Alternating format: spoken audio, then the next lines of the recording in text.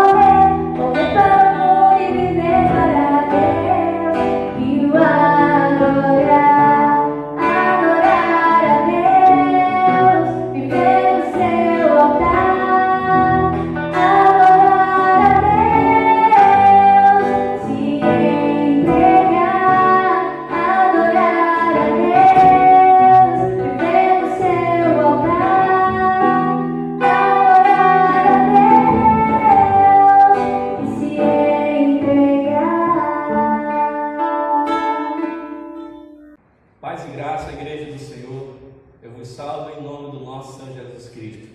Minhas orações em vosso favor é que o Senhor tenha compaixão de nós, de todos nós, e derrame sobre nossas vidas, sobre o nosso lar, da graça infinita do nosso bom Deus. Amém? Queridos irmãos, nós precisamos estar atentos a tudo o que acontece em nossa volta. Alguém já disse certa vez que não são nossas ações quem nos revelam, mas as nossas reações. É como reagimos diante das situações em nossa volta que mostramos quem somos. E esse é um momento bem especial porque exige de nós, como igreja do Senhor, como povo de Deus, um posicionamento, tanto em relação à pessoa do nosso Senhor Jesus Cristo, como em relação às suas Escrituras. Precisamos reagir como verdadeiros cristãos diante de tudo isso. Não podemos ficar agindo como se não conhecesse o nosso Senhor. Eu quero meditar com você nessa noite sobre um texto que nos ensinará muito sobre o nosso Deus, sobre o nosso Senhor Jesus Cristo. Eu quero convidar você, nesse momento, a orar comigo. E vamos juntos pedir a Deus que Ele nos dê discernimento da sua palavra. Amém? Deus querido e grandioso, nós clamamos em nome de Jesus, que a Tua graça, Pai, se aperfeiçoe em cada um de nós. Que o Senhor nos dê entendimento, Pai, um discernimento santo da Tua palavra, para que venhamos aplicá-la em nosso modo de viver, para que venhamos, ó Deus, exercer nossa fé de acordo com o que o Senhor tem nos ensinado na Sua palavra. Te oramos em nome de Jesus. Amém. Amada igreja, a saudade por vós só cresce. Cada dia que passa nós sentimos mais a falta uns dos outros. Não é para menos. Vivemos com um corpo bem ajustado. Graças a Deus eu tenho recebido visita de alguns irmãos e notícia de alguns outros. Todos estão bem. Esse é o motivo da nossa alegria, graças a Deus. Mas nos chega também notícias tristes de pessoas que têm perdido entes queridos, de pessoas que têm sofrido com toda essa problemática. Eu espero que seja apenas leves e momentâneas tribulações. Queridos irmãos, eu quero te convidar nesse momento a abrir sua Bíblia na Epístola escrita aos Hebreus. Nós vamos fazer uma leitura do capítulo 13.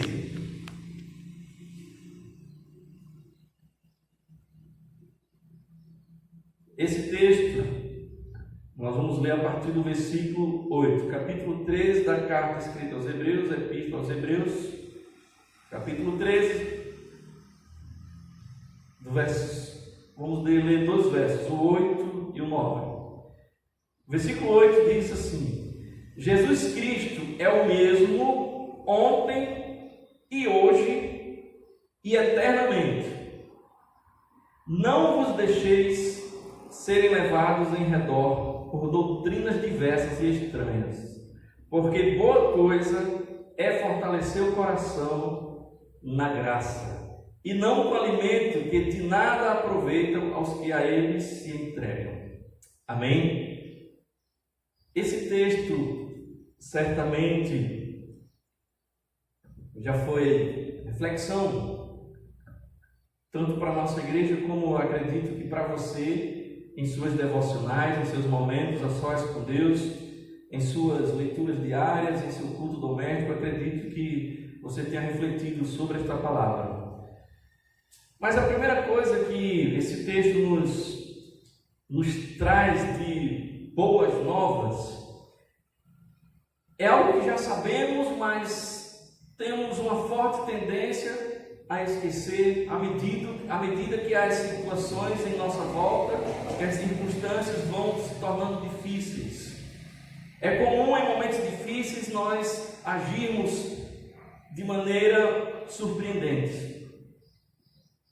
E parece que esse momento tem surpreendido a Igreja do Senhor.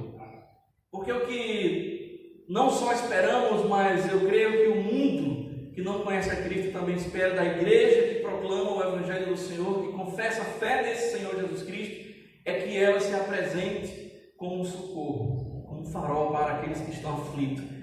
Eu acredito que as pessoas esperam da igreja algo que as ajudem a saírem da zona de desespero. Eu acredito que as pessoas esperam que a igreja do Senhor Jesus Cristo chegue na vida deles como um bálsamo, como um socorro, como uma ajuda bem presente. Parece que não tem sido bem assim. É um momento difícil, um momento crítico até mesmo para nós como igreja, porque olhamos em nossa volta, olhamos o povo de Deus espalhado por todo esse planeta e sentimos que o posicionamento em relação a Cristo tem mudado. Esse texto começa a nos trazer à nossa memória, ao nosso coração, que o nosso Senhor Jesus Cristo, Ele é o mesmo, Ele não muda. Esse texto destaca 2 pontos. É interessante que você observe que esse texto nos fala sobre o modo, não fala sobre o modo de agir de Jesus, mas de quem Ele é. Esse texto não está tratando da maneira social de Jesus se relacionar, mas de quem Ele é e seus atributos. Pelo menos 2 são destacados aqui. Um Deus que não muda. Diante de toda a eternidade, Ele continua com a mesma essência de Deus Santo.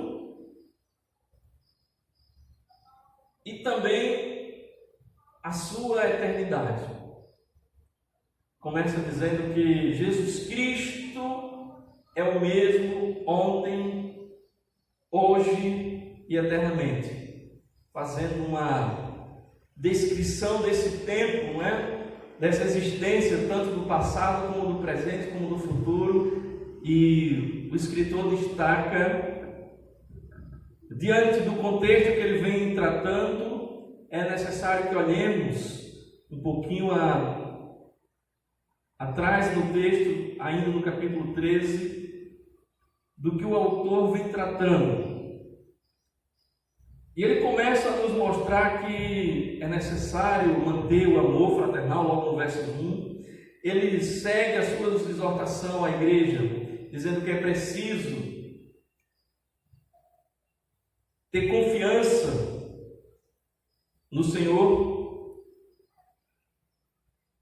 mas é necessário também olhar para os exemplos dos líderes da igreja. Ele lembra o versículo 7, ele diz que lembrai-vos dos vossos pastores que falaram a palavra de Deus, a fé dos quais imitais. E aí ele chega ao versículo 8 e faz essa declaração de quem é Jesus. Ele diz: olha, o nosso Senhor Jesus é o mesmo ontem e hoje e eternamente. Meu querido irmão, espero que você esteja atentando para a maneira como você está lidando com a sua fé. Eu costumo acreditar e penso estar certo que muitas das vezes algumas pessoas acreditam mais na fé do outro do que em sua própria fé. E aí ele recorre ao outro como se o outro de fato tivesse condições de socorrê-lo diante de Jesus. Mas eu quero dizer algo para você. O nosso Senhor,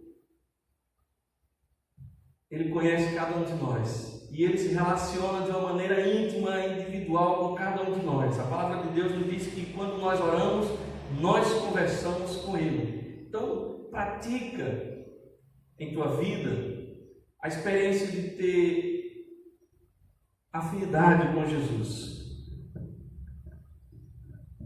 Pela oração, pela intimidade com esse Deus tão maravilhoso. Mas é necessário olhar um pouquinho para os exemplos dos nossos líderes. Esse texto diz que o que eles pregavam ajudavam as pessoas a olharem e entenderem Jesus, porque eles falavam a palavra verdadeira. Meus amados irmãos, me perdoem se porventura ferir alguém com o que vos falarei agora. Mas eu tenho me entristecido, eu oro às vezes e peço a Deus, Senhor, me deixe estar errado, não me permita estar certo nesse momento.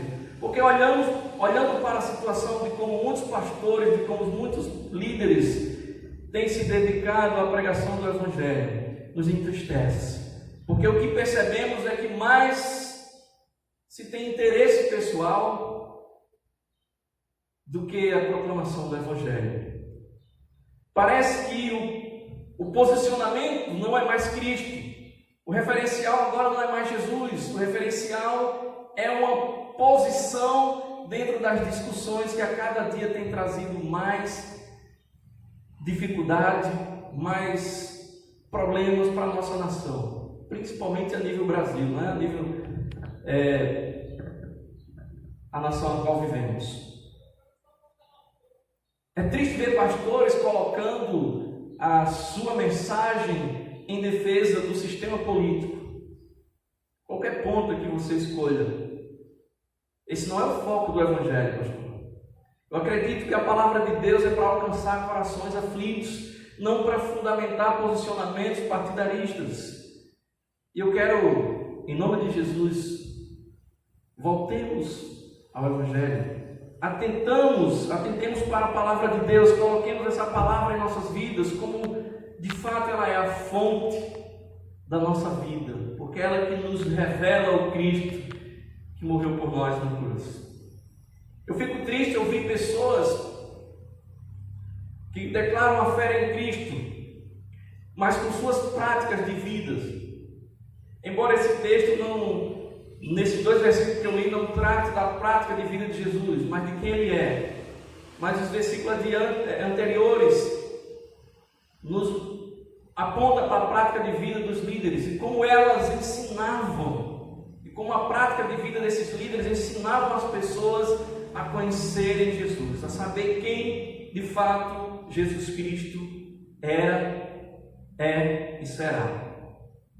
E é triste ver pessoas praticando um cristianismo que não condiz com as Escrituras, um cristianismo que mais revela ódio, contenda, discórdia do que amor e compaixão pelo próximo.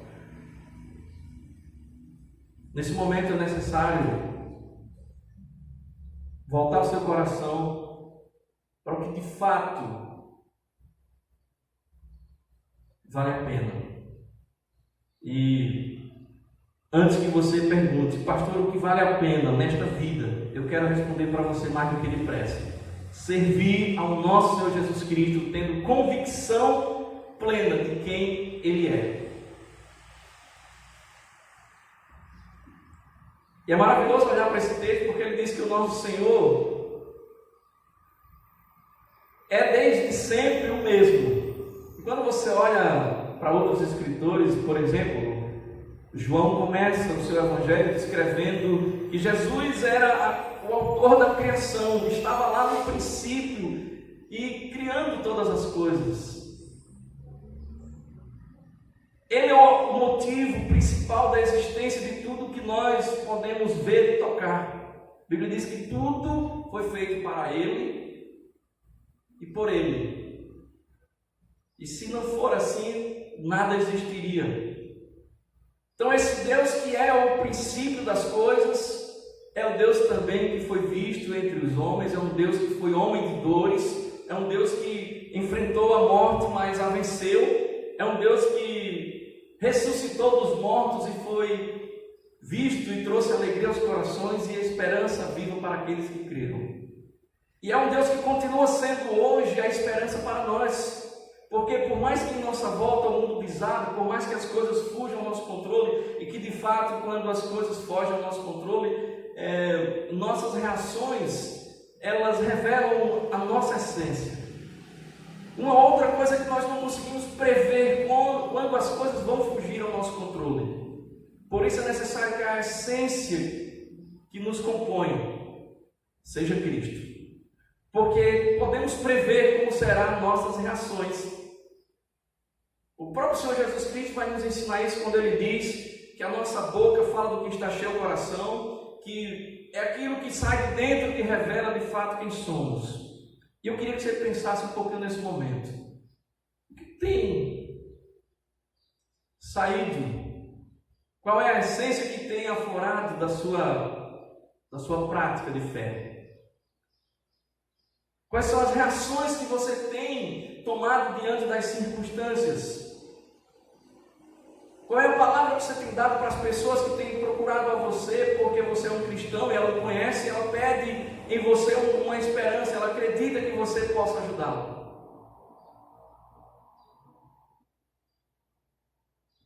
Jesus é o mesmo. Ele é um Deus que não muda. O escritor, ele aborda no versículo 9 uma questão que é muito, mas muito urgente para nós pensarmos e ponderarmos sobre ela.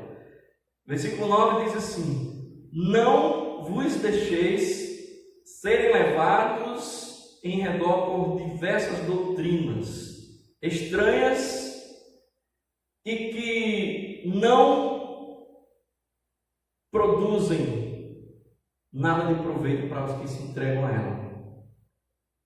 Eles olham, boa coisa é fortalecer o coração na graça. Meu amado irmão, pensa comigo que de tudo que nós temos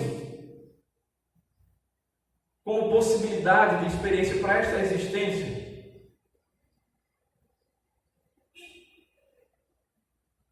nada pode comparar-se à graça de Cristo. Você já parou para pensar?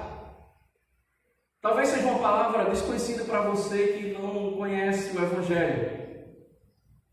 Mas pode ser que você confesse a fé em Jesus e não tenha pensado ainda com o coração, com entendimento sobre a graça de Cristo.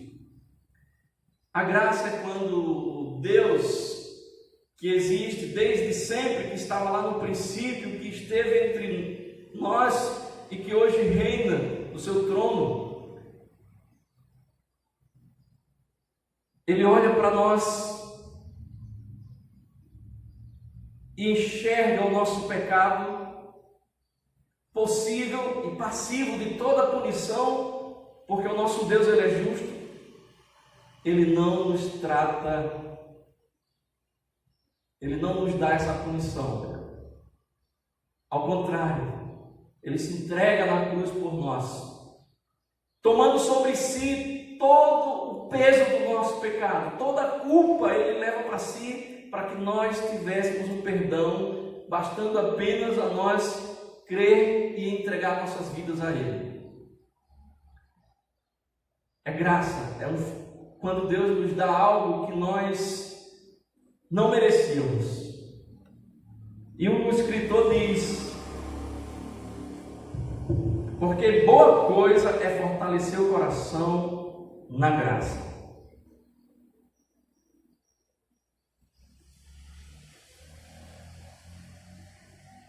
Parece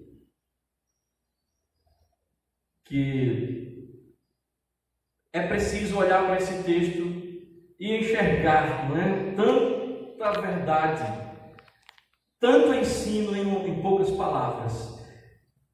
Somente a graça, meu amado irmão, enche o coração com coisas que fazem sentido para essa vida. Então eu quero tirar algumas lições aqui para nós desses dois pontos. Um Deus que é eterno e que tem uma graça que de fato vale a pena encher o nosso coração com ela. Um Deus que não muda, um Deus que desde sempre amou infinitamente a cada um de nós. Primeira coisa, é quando você foca o seu coração na graça, quando você se enche da graça, você cresce espiritualmente. Não tem como alguém se alimentar da graça, alguém que ama a palavra do Senhor, que medita nela de dia e de noite, que tira para as suas vidas todos os ensinos da palavra de Deus, não crescer espiritualmente. E quando você cresce espiritualmente, à mesma medida você começa a reagir diante das circunstâncias como um ser que tem um Senhor que governa, como alguém espiritual, como alguém que de fato conhece um Deus que é eterno e que não muda, e que ama infinitamente. Então nossas reações, a reação para aquele ao qual se dedica a palavra do Senhor, para aquele que se enche da graça, não tem um outro posicionamento a não ser glorificar a esse Deus maravilhoso. Meu amado irmão, isso vale a pena. Para nós cristãos, meu irmão, ouve a palavra do Senhor. Eu sou tomado cada vez com coisas que nos assustam. Porque eu passo a semana inteira esperando, meus amados irmãos, e aqui eu falo para a nossa igreja, tanto a Igreja Batista de Baixo do Meio, como a nossa congregação de Pedro Vina. Eu passo a semana ansioso, já visto que estamos num momento de isolamento social, eu fico esperando, pedindo que algum irmão ligue, diz, pastor, eu estava na minha devocional, não entendi o texto que li, o senhor pode me ajudar? Ou, Senhor, pastor, o senhor pregou domingo, falou qual expressão, eu não consegui compreender, o senhor pode me ajudar? Meus amados, eu não tenho recebido nenhuma dessas ligações. Das duas, uma. Ou a igreja está entendendo tudo, ou está tendo dificuldade em entender algumas coisas. Porque, meu irmão, esses últimos dias o que não tem faltado são falsas doutrinas, ventos que querem levar os cristãos para um lado ou para outro, distante do Senhor. Eu recebi esta semana passada também, irmãos da congregação, irmãos da nossa igreja local, com dúvidas sobre um certo fio de cabelo. Meus amados irmãos, em nome de Jesus, gaste seu precioso tempo nesta vida com a graça do Senhor. O que o escritor aqui nos chama a atenção é que não vale a pena gastar tempo, porque não fortalece o coração com esses ventos, com essas doutrinas estranhas. E o conselho que eu dou para você é o mesmo que eu dei para um irmão da nossa igreja. Na dúvida, fica com as escrituras. Amém? O assunto você não conhece, e eu acredito que você vive lendo a Bíblia e você percebe que ele não está nas escrituras. Deixa sobre a mesa. Deixa de lado, não entre nesta discussão. E é lindo quando o escritor diz: não vos deixeis ser levados em redor por doutrinas diversas e estranhas, porque boa coisa é fortalecer o coração com a graça, e não com alimentos que de nada aproveitam aos que a eles se entregam. Então, querida igreja do Senhor, esse texto eu quero que você leia em casa, desde o capítulo 1, o capítulo 3, desde o versículo 1, só corrigindo, e você vai ver que ele trata das relações relacionadas à vida social, à moralidade.